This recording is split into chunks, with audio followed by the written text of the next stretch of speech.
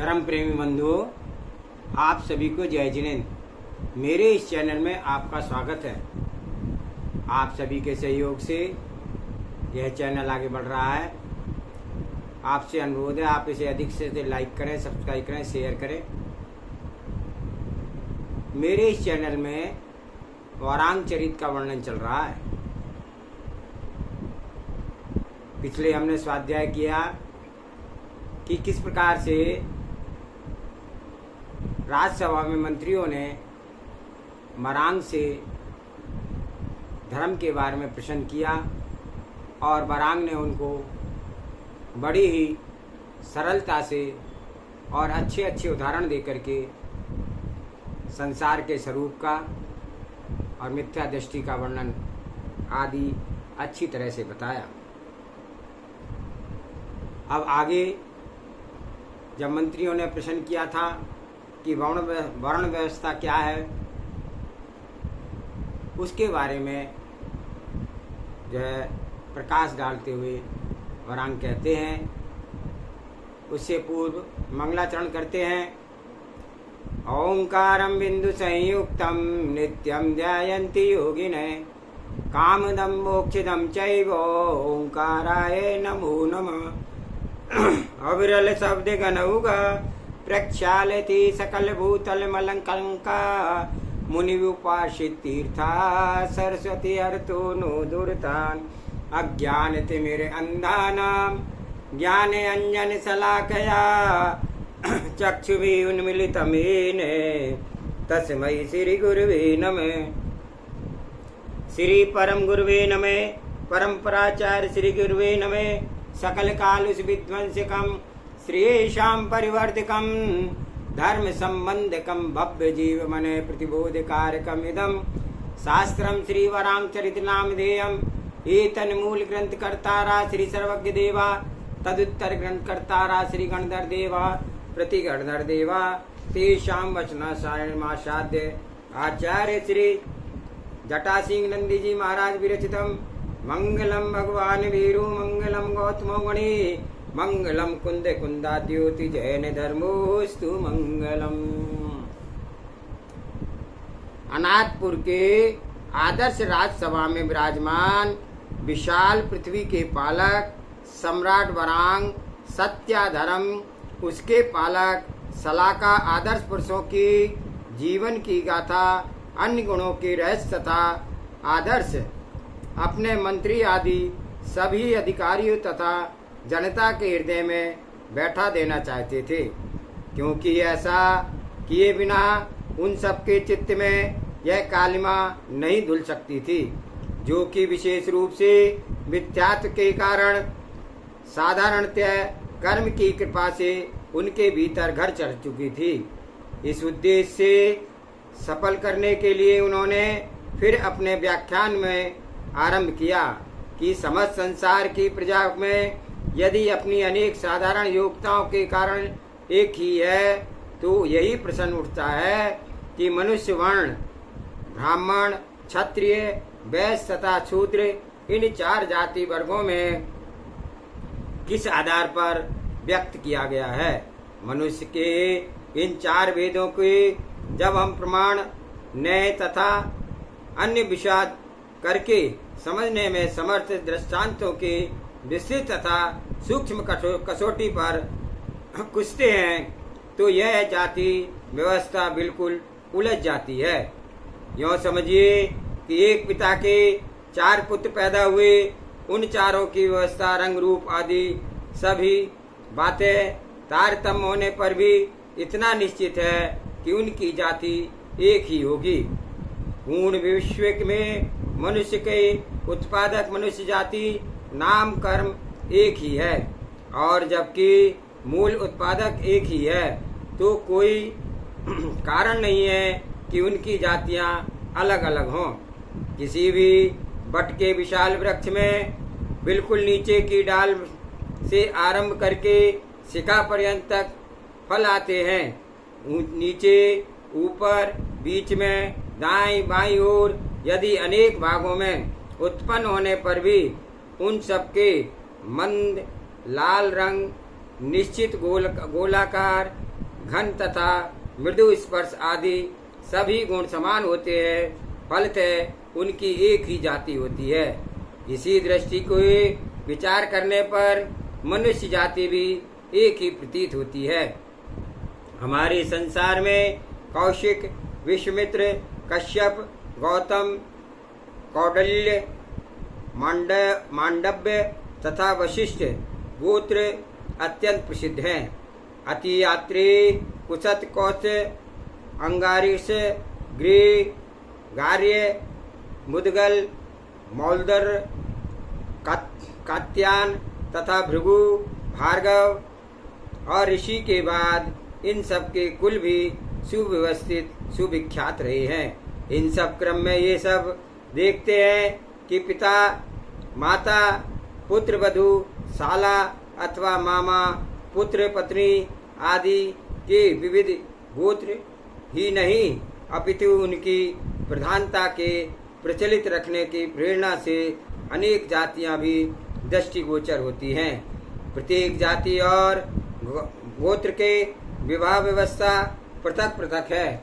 अनेक वर्ण, किंतु निश्चित दृष्टि से देखने पर यही प्रतीत होता है कि उक्त असंख्यात वर्गों में विभक्त मनुष्य जाति की सभी प्रवृत्तियां एक हैं। सूक्ष्म पर्यवेक्षण करने पर यही निष्कर्ष निकलता है कि ब्राह्मण पूर्ण चंद्र के शीतल किरणों के तुल्य धवल नहीं है। क्षत्रियों का ब्रह्म बाह्य रूप तथा आचरण भी किंसुक पुष्प के समान गौर नहीं है।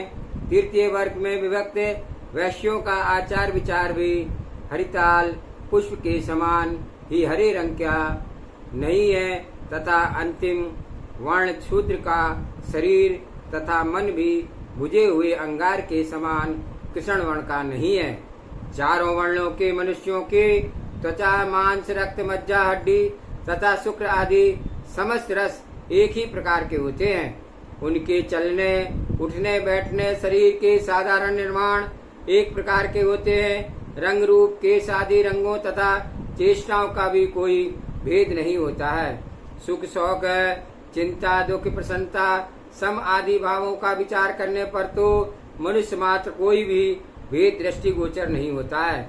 जहाँ तक पौराणिक ख्यातों का संबंध है, वे स्पष्ट कहते हैं कि कृत युग में किसी भी प्रकार का वर्ण विभाजन न हुआ था और सतयुग के समाप्त होने पर त्रेता के आरंभ हुआ।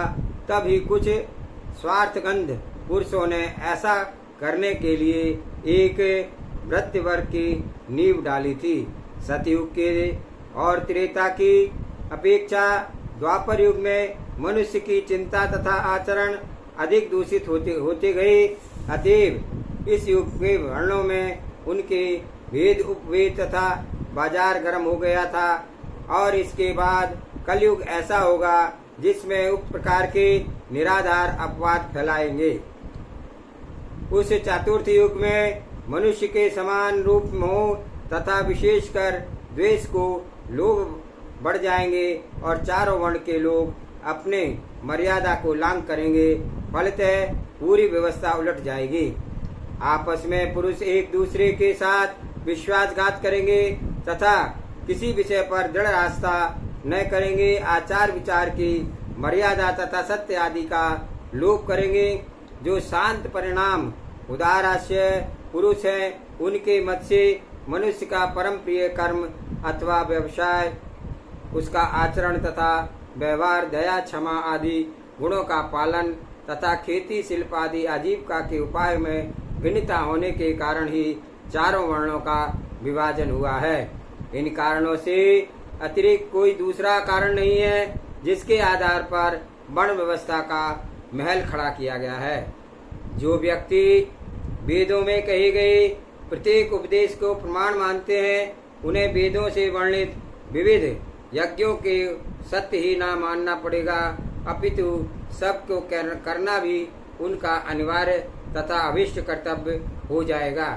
कोई भी यज्ञ ऐसा नहीं जिसमें हिंसा का उपक्रम न करना पड़ता हो, और यह तो निश्चित ही है कि जब हिंसा की जाएगी तो कुछ निरापराध प्राणियों को अपने जीवन से हाथ धोना ही पड़ेगा। यह कौन नहीं जानता कि प्राणी को नष्ट करने से प्रत्येक अवस्था में महान पाप ही होता है। कोई भी धर्म, आश्रम अथवा वर्ण हिंसा को पुण्य कार्य नहीं मानता है। और निष्कर्ष यह हुआ कि वेद के अनुसार यज्ञ योगादि के रेक जीव अधर्म को कमाएंगे और जब उनका फल उदय में आएगा तो घोर अंधकारपूर्ण नरक आदि योनियों में जन्म लेकर के विविध विचित्र तथा भीषण दुखों को सहेंगे। यज्ञ में जो बलि किया जाता है उसके प्राण लेने में कोई हिंसा नहीं है, क्योंकि जो प्राणी प्राणधारी मर जाता है उसका उद्धार हो जाता है और वह सीधा स्वर्ग को चला जाता है। यह वचन किसी ऐसे धूर्त अथवा दुराचारी पुरुष के मुख से निकले है कि जो सत्य सात का अक्षर भी नहीं जानता है तथा जिस पर दया, शांति आदि सद्गुणों की छांव तक ही नहीं पड़ती है। जो पुरुष यज्ञ करते हैं वे सांसारिक दुख तथा अन्य मानसिक व्यवस्थाओं से व्याकुल होते हैं तथा ऐसे इनसे बचकर सुख भोग के लिए तरसते हैं और उनके सगे भाई बंधु मित्र प्राण आदि का पत्नी पुत्र पौत्र आदि भी दरिद्रता रोग आदि अप्रिय संयोगों के कारण जीवन से खिन्न हो जाते हैं और चाहते हैं कि किसी भी प्रकार से उक्त विपत्तियों से छुटकारा पा करके सुख रूप जीवन निर्वाह करें। इन परिस्थितियों में रहते हुए यदि ऊपर का वाक्य यज्ञ में मरे पशु आदि स्वर्ग जाते हैं सत्य होता है तो यज्ञ करता सबसे पहले अपने सगे संबंधियों को ही होम करते। संसार के भोले भाले पशुओं को अपने हित अहित का ज्ञान नहीं होता है और मनुष्य के बंधन में पड़ करके उनके निर्वाह में कोई दूसरा सहारा नहीं रहता है और कुटी बुद्धि मनुष्य विरुद्ध कोई भी शक्ति उनकी रक्षा नहीं कर सकती है और वे इतने असाधारण प्राणी होते हैं कि उनके दिन रात अपने पेट को भरने के ही चिंता में लगे रहते हैं। वे कभी भी स्वर्ग जाने की अभिलाषा नहीं करते हैं। वे समझ में नहीं आता है कि इन मूक प्राणियों को मारने में कौन सा कार्य साध्य होता है। वेदों के पूर्वापर विरोध युक्त शिक्षाओं पर विश्वास करके यदि कुछ ऐसा लोग जिनमें दया और क्षमा का नाम भी नहीं है वे ही ज्ञानहीन भोले वाले प्राणियों की बलि करते हैं तो प्रश्न यही है कि यदि ऐसा भयंकर कुकर्म करके भी वे लोग स्वर्ग चले जाते हैं तो बताइए विविध दुखों से व्याप्त नरक कुंड में कौन गिरेगा। उन अपने पुरुषार्थ के प्रताप पर परम पद को प्राप्त स्वयंभू वीतराग आदिनाथ प्रभु ने पूजा तथा विधान के समय पूर्ण यत्न पूर्वक जो अहिंसा पालन करने का उपदेश दिया था उसका प्रधान उद्देश्य जीव दया ही है। इसलिए उन्होंने कहा था कि 3 वर्ष तक रखे गए जो चावल आदि अन्न की ही बलि होम के समय करनी चाहिए, क्योंकि वे पुराने होकर के सात्री के समान हो जाते हैं। राजा चक्रवर्ती विद्याधर आदि से परिपूर्ण इस पृथ्वी पर महाराज बसे हुए हैं और उन्हें आकाशगामिनी विद्या सिद्ध थी।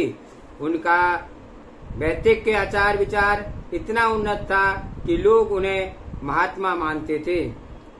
समस्त राजमंडल में प्रधान तो वे थे ही, किंतु उन यज्ञों के विषय में भी उन्हें एक झूठ वाक्य बोलना पड़ा था, जिसका फलस्वरूप वे सीधे 7 में नरक पर गए थे। ज्ञानी पुरुष जानते हैं कि वर्तमान में भी यज्ञ योगादि में लीन बड़े बड़े ब्राह्मण पंडित जो कि मंत्रों के पाठ सिद्धि आदि प्रक्रिया के विशेषज्ञ हैं, वे भी यद्यपि हिंसा संबंधी रहस्यों को नहीं समझते हैं तथापि अपने मंत्र पाठ करके राजा बलि नरक से उत्थापन करते हैं। महात्मा महाराज बलि की इस सब दुर्दशा ही आत्मज्ञानियों की उन्हें आंखें खोल देने के लिए काफी है। मधु पिलग नाम के राजऋषि ने पुराने युग में सुलसा को प्राप्त करने के लिए साकेतपुरी अविद्या में निदान किसी वस्तु विशेष की चाह के साथ उसके लिए सब कार्य करना यज्ञ किया था। और उस समय वह उस श्रेष्ठ नगर पर आया था। और समस्त वृतांत को कौन ऐसा मनुष्य है जो भारतवर्ष में जन्मा हो और ना जानता हो। इन सब वर्णों तथा युक्तियों से देखने के पश्चात यही परिणाम निकलता है कि माया, अहंकार, लोभ, राग, द्वेष, क्रोध आदि सभी कुभावों से प्रेरित होकर के वेदों की रचना की गई है। क्योंकि वे जो पुरुष वास्तव में आत्मा का हित चाहते हैं, उन्हें वेद तथा वेदों के पठन पाठन में प्रचार आदि के कर्मों में लीन व्यक्ति की संगति को अवश्य ही छोड़ देना चाहिए। प्राचीन युग में ही घटना है कि यदुवंश में उत्पन्न महाराज क्रूर ने सभी अभावग्रस्त व्यक्तियों को उनकी इच्छा के अनुसार किमिच्छित दान देना था। यही कारण है इस पृथ्वी पर यादव वंश के उस वीर शिरोमणि महापुरुष की यश गाथा आज भी जनता को याद है तथा लोग उसके कहने सुनने में गौरव का अनुभव करते हैं। यही क्रूर महाराज ने लकड़ी का कुत्ता बनवाया था और वह आकार तथा ध्वनि आदि में अत्यंत डरावना था। महाराज क्रूर ने मन में किसी भी प्रकार का पाप न होने पर भी उन्होंने अन्य की रक्षा करने के लिए ही एक दिन उस कुत्ते को ललकारा दिया था और वह एक अंधे ब्राह्मण को अपनी ओर आता देख करके उस पर इतनी जोर से भौंका था कि उसके रौद्र स्वर को अकस्मात सुनते ही ब्राह्मण अत्यंत भयभीत होकर के मर गया था। आज भी लोग कहते हैं कि वह उदार तथा सदाचारी राजा क्रूर एक ब्राह्मण के वध में परंपरा के कारण से घोर नरक को गया था। तभी यही सोचना है कि संकल्प पूर्वक पशु पक्षी को लेकर के मनुष्य तक को यज्ञ में करने वाले मंत्रवेत्ता ब्राह्मण लोग को कौन सी शक्ति नरक ले जाने से बचाएगी। जिस आचार तथा विचार को धर्म नाम से पुकारते हैं, उस समस्त प्रपंच की मूल भित्ति दया ही है। यह दया ज्यों ही मनुष्य किसी के जीवन की भाव अथवा द्रव्य हिंसा करता है, त्यों ही नष्ट हो जाती है।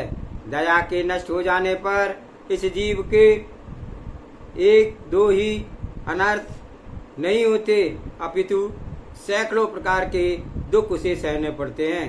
अतएव प्रत्येक प्राणी का प्रधान कर्तव्य है कि दया की नींव को उखाड़ने वाली हिंसा को थोड़ा ही प्रमाद बिना किए निकाल फेंक सके। सिंसापा शीशम के पेड़ को लगा करके उसमें से केले के फल नहीं तोड़े जा सकते और सहवार पानी की घास से गन्ने का रस नहीं निकाला जा सकता तथा कोदों धान्य से चावल नहीं बनाए जा सकते। उसी प्रकार से बद बंधन आदि कुकर्मों से सुख की प्राप्ति नहीं हो सकती है। जो कोई मनुष्य अपने लिए सुख चाहता है, उसका कर्तव्य है कि वह अपने प्रत्येक चेष्टा तथा भाव के द्वारा वह दूसरों को सुख ही देवे। संसार में एक किंवदंती बहुत समय से चली आ रही है कि मनुष्य के सब वर्णों तथा वर्णों द्विज ही सबसे बढ़कर है। इसके उपदेश तथा व्यवस्था के आधार पर ही सांसारिक व्यवहार चलते हैं तथा कर्तव्य आदि की मर्यादाएं निश्चित है।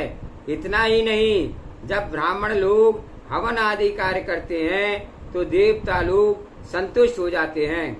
ऐसा विश्वास के सहारे वे ब्राह्मण लोग अपने धर्म भीरु पुरुषों से पत्र पुष्प फल आदि सुगंधित पदार्थ आदि ही नहीं लेते, अपितु बहुत प्रकार के वस्त्र तथा नाना विध के व्यंजन ग्रहण आदि करके दाताओं के पुण्य संचय करने के को सो अवसर देते हैं। किंतु जब वे पुण्यदाता राजमहल में प्रवेश करते हैं तो द्वारपाल उन्हें द्वार पर बाहर ही रोक देते हैं। उन्हें पृथ्वीपति के राज सदन में आने की आवश्यकता रहती है, अतएव रोके जाने पर घंटों प्रतीक्षा करते खड़े रहते हैं। इतना ही नहीं, आत्म गौरव की भावना से हीन ये द्विज दीन वचन कहते हैं। क्या यह भव सब प्राभव उसकी शक्तिहीनता को स्पष्ट करने के लिए काफी नहीं है? देवताओं के प्रिय देव ब्राह्मण लोग राज सदन में प्रवेश पाकर के यदि पृथ्वीपति को प्रसन्न के रूप में देख पाते हैं तो उनकी प्रसन्नता इतनी बढ़ जाती है कि उन्हें ऐसा अनुभव होता है मानो उन्होंने समस्त पृथ्वी के राज ही पा लिया है। राजमहल में यदि घुस ही न सके तो अथवा भीतर जाकर ही यदि राजा को अपने प्रति उदासीन पाते हैं तब उन्हें ऐसा लगता है कि मानो किसी विशाल साम्राज्य के सिंहासन पर घसीट करके से उन्हें भूमि पर फेंक दिए गए हैं।